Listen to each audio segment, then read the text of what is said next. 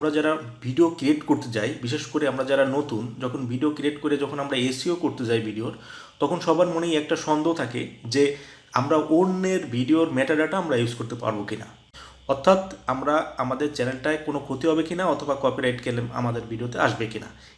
ভাবে আমিও যখন নতুন ছিলাম তখন আমার মনেও এই সন্দেহটা ছিল যে আসলে আমরা অন্যের ট্যাগ বা টাইটেল আমরা যদি কপি করে আমাদের ভিডিওতে দিই তাহলে কপিরাইটের আন্ডারে আসবে কিনা, এটা আমারও একটা সন্দেহ ছিল। তো যার কারণে ভাবলাম যে আসলে এই বিষয়টা একটা ভিডিও করার দরকার। তো ভিউয়ার্স, ছোট্ট একটা ভিডিও, আপনারা যারা আপনাদের মনে বিন্দুমাত্র সন্দেহ আছে যে এই ধরনের কোনো সন্দেহ আছে, আশা করি এই ভিডিওটি দেখলে আপনাদের পুরোপুরি সন্দেহ দূর হয়ে যাবে। তো ভিউয়ার্স, চলুন আমরা ভিডিওতে চলে যাই সরাসরি। তো আমরা যখন ভিডিও করি তখন কিন্তু আমাদের এসইওটা করা খুবই জরুরি, কারণ এসইওটা হলো আমাদের ভিডিওর র্যাঙ্কিংয়ে যে আমরা যে টাইটেলটা দিব সেই টাইটেলটা সার্চ দিলে যেন সবার উপরে আমাদের ভিডিওটা থাকে, এটা হচ্ছে এসইও করার র্যাঙ্কিং। তো সেই ক্ষেত্রে যে ভালো ট্যাগ, মানে যে যে বিষয় নিয়ে সার্চ দিক যেন আমার ভিডিওটা চলে আসে, তো এই ট্যাগগুলো খুব ভালো ট্যাগের দরকার। তো আমরা সবসময় কী করি, ভালো ইউটিউবারদের বা ভালো যে ভিডিওতে ভিউ হয়েছে সেই ভিডিওর ট্যাগগুলো আমরা কপি করে এনে আমাদের চ্যানেলে আমরা দিই, এটাই আমরা করে থাকি অনেকেই। তো অনেকেই এটা আসলে নিয়ে যে বিষয়টা যে আমরা বললাম যে অনেকের এই বিষয়টা নিয়ে আমাদের সন্দেহ আছে যে অনেকের বিষয়ে ট্যাগ বা ভিডিও ইউজ করলে আমাদের ট্যাগ বা টাইটেল ইউজ করলে আমাদের চ্যানেলে কপিরাইট আসবে কিনা। এক কথায় এটা উত্তর দিব যে না, আমরা যদি অন্যের কোনো ভিডিওর ট্যাগ কপি করে এনে আমাদের ভিডিওতে দিয়ে দিই বা টাইটেল দিয়ে দিই, সেক্ষেত্রে কোনো কপিরাইট ক্লেম আসবে না।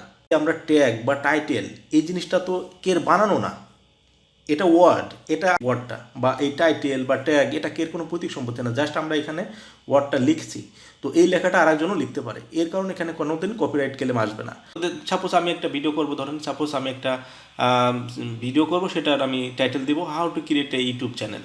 তো আমি এরকম একটা ভিডিও রিলেটেড আমরা ঢুকবো, আমি সাপোজ এই ভিডিওটার ভিতরে আমি ঢুকলাম। এই ভিডিওটার ভিতরে যে আমরা দেখবো যে আমরা এই ভিডিওতে তারা কী ট্যাগ ইউজ করছে, আমরা সেই ট্যাগগুলো এখান থেকে নিব। তো ট্যাগ নিতে গেলে আপনারা সবাই জানেন যে এখানে আমরা যে টিউব বডি আছে, টিউব বডিটা সেট করে আমরা ট্যাগগুলো দেখতে হয়, এটা আপনাদের অনেকেরই আপনারা ইউজ করছেন। যদি না থাকে আপনারা এই টিউব বডিটা ইউজ করে নেবেন, এক্সটেনশন করে নেবেন আপনারা এটা। এবং এখানে ভিডিওর ভিতরে যে আমাদের এসিওটা থাকলে, যে আপনারা সবাই জানেন যে ভিডিওর এসিওটা খুবই ইম্পর্টেন্ট, আর এসিওটা ভালো থাকলে আমাদের র্যাঙ্কিংয়ে যে ট্যাগ দিয়ে যে সার্চ দিক না কেন সবার আগে ভিডিওটা চলে আসে, যা আমাদের ভিডিওটা আগে চলে আসবে। তো এখানে কিছু টেকনিক আছে ট্যাগ ইউজ করার। তো আমাদের এখানে এখানে আপনারা যে ট্যাগ, যে আপনারা ভিডিও আপলোড করার আগে আপনাদের ইন্টারনাল কিছু ট্যাগ সেট করে নিতে হয় ভিডিওতে আপলোড করার পূর্বে। সেই বিষয়ে আমার একটা ভিডিও আছে, দেখুন এই একটা ভিডিও, এটা দেখে আপনারা দেখলে যথেষ্ট আপনাদের ভিডিও র্যাঙ্কিংয়ে সাহায্য হবে, আপনারা ভিডিওটি দেখে নেবেন। তো দেখুন যে বিষয়টা আমরা দেখাবো যে আমরা সাধারণত এই ভিডিও থেকে আমরা ট্যাগ নিব। আমি একটা ভিডিও করব যে how to create a YouTube channel. তো এই ভিডিওটা করার জন্য আমরা যে ট্যাগগুলো নিব, দেখুন এখানে অনেকগুলো ট্যাগ এই চ্যানেলে সে ইউজ করছে। তো আমরা যদি এখন শো সার্চ র্যাঙ্কিং ট্যাগ দিই যে কোন ট্যাগটা কতটুকু ভালো কাজ করেছে, আর আমরা সাধারণত যে ট্যাগ বেশি সার্চ করেছে আমরা ওই ট্যাগটাই আমরা নিতে চাই। তো দেখুন এখানে যদি আমি সার্চ করি তাহলে দেখতে পাচ্ছেন ভিউয়ার্স, এইখানে যে কোন ট্যাগ কত সার্চ করেছে সেটা আমরা এখানে লেখা দেখতে পাচ্ছি। তো অধিকাংশ এখানে যতগুলো ট্যাগ আছে তার ভিতরে কিন্তু দেখতে পাচ্ছেন সবচেয়ে বেশি এটা, এবং তারপরে এই যে থিঙ্ক মিডিয়া। তো আমরা যদি এখান থেকে এই যে কপি টু দেই তাহলে সবগুলা কিন্তু আমাদের ট্যাগগুলো কপি হয়ে যাবে, কপি করে আমাদের চ্যানেলে আমরা দিতে পারি, সেক্ষেত্রে কোনো সমস্যা হবে না। কিন্তু যে জিনিসটা আপনাদের খেয়াল রাখতে হবে যে এইখানে দেখতে পাচ্ছেন ভিউয়ার্স তার থিঙ্ক মিডিয়া, তার থিঙ্ক মিডিয়া হচ্ছে তার চ্যানেল নাম, এই যে। তো প্রত্যেকটা ভিডিওর ভিতরে তার নিজস্ব চ্যানেল নেম থাকে, তার নিজের ব্যক্তিগত নামও অনেক সময় থাকে।